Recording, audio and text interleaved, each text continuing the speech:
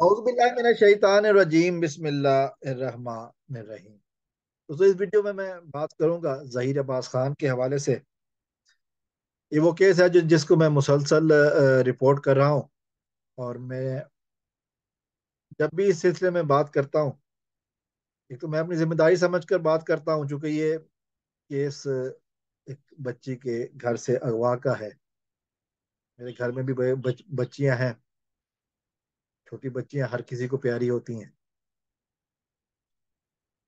اور پھر آج ایک بہت بڑا فیصلہ آیا ہے سامنے۔ وفاقی شرعی عدالت پاکستان کی نے ایک فیصلہ کیا ہے، اور وہ فیصلہ ہے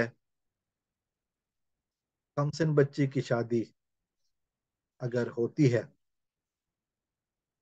تو والدین کو سزا دی جائے گی۔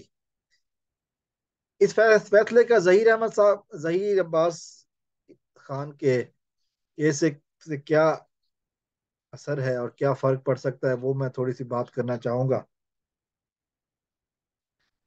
ظہیر عباس خان کی بیٹی اغوا ہوئی، گھر سے اغوا ہوئی، اور اس کے بعد اس کی شادی کر دی گئی۔ اب جو بھی حالات ہیں وہ میں مختلف ویڈیوز میں بیان کر چکا ہوں، اور وہ آگے بھی میں کرتا رہوں گا۔ لیکن جو کہنے کی بات ہے وہ یہ ہے کہ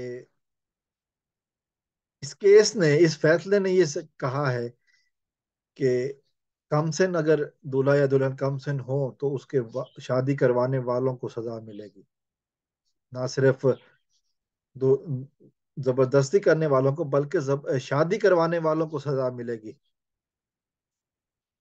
جو کہ شادی کروائی گئی ہے، جو کہ ایک نکاح نامہ بھیجا گیا ظہیر صاحب کو، اور ظہیر صاحب کو جو نکاح نامہ بھیجا گیا اس میں تو بچی کا نام بھی غلط لکھ کے شاید اس میٹر کو ہمیشہ کے لیے ختم کرنے کی کوشش کی گئی، دنیا کی نظروں سے اوجھل کرنے کی کوشش کی گئی کہ وہ تو بچی ہے ہی نہیں، وہ جس کا نکاح بھیجا گیا، تو اس کا تو نام ہی کچھ اور ہے۔ لیکن سلام ہے ظہیر صاحب کو کہ انہوں نے ہمت نہیں ہاری۔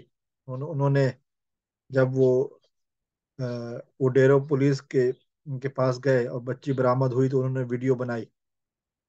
پھر میر محمد نے جو بات کی کراچی میں، اس کی بھی ان کے پاس ویڈیوز موجود ہیں۔ تو یہ ہمت والا کام کیا ہے انہوں نے، تمام تر مشکلات کے باوجود۔ اس لیے میں سمجھتا ہوں کہ جو آج فیصلہ ہوا ہے بہت ہی زبردست ہوا ہے، اور اس فیصلے نے یقیناً